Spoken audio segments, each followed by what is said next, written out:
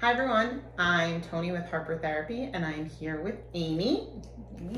We are talking about couples and just being a military couple and what that looks like and how things are kind of different and kind of the same. So this week we're talking about the emotional exhaustion of being a military spouse and how that shows up for you. Yeah, you can, just throwing yourself into the lifestyle, right?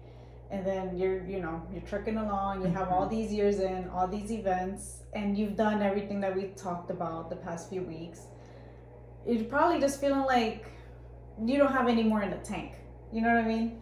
Like what else is there left to do? I'm kind of at my wit's end with this lifestyle, this you know, how it's affecting your relationship, your marriage. So well, and I think it's the mental load that then is, I don't want to say it's worse because I don't want to say that non-military spouses have it worse than whatever, but it's a mental load of holding on to all the things, and like, because communication isn't clear and maybe you can't necessarily have that shared Google Calendar, being like, oh wait, I think he might have mentioned this in passing and I maybe that's coming up, and trying to be there and support your spouse while being there for your family and yourself, and just that's a lot to be holding on to. It is. So you're honestly, as a supporting spouse of the military member, you're putting your life to the side, your goals, your what you want for you and yourself, to kind of tend to the family or tend to your spouse's career. And so I think that's when you kind of get that, like, you get exhausted emotionally, right? You get that compassion, you start to get compassion fatigue, which is a big word. It is.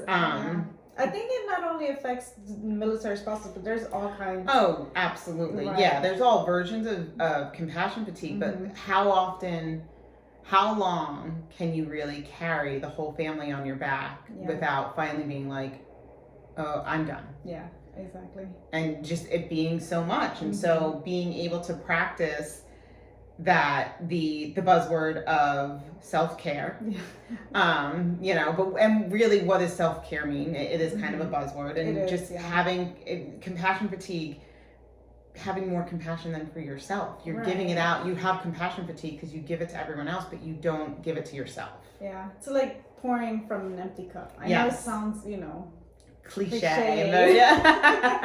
But it's so true. It's accurate. It really is. So, just learning to set time for yourself, and then communicating that to your spouse. They're not always going to know what's on your mind. So. Yeah, well, and because sometimes you're working in two different worlds, and so they see it very differently.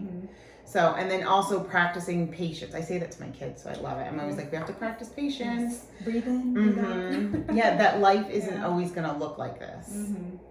And understanding that, like you said, you might have, as the supporting spouse, you kind of put your life, your goals on hold for this, because military, you're moving at, you're at their beck and call. It's not, you don't get a whole lot of control. No. So understanding that and knowing that sometimes your spouse isn't going to be there for the big things. And it's not because they don't want to. It's not because they don't love you or love your family.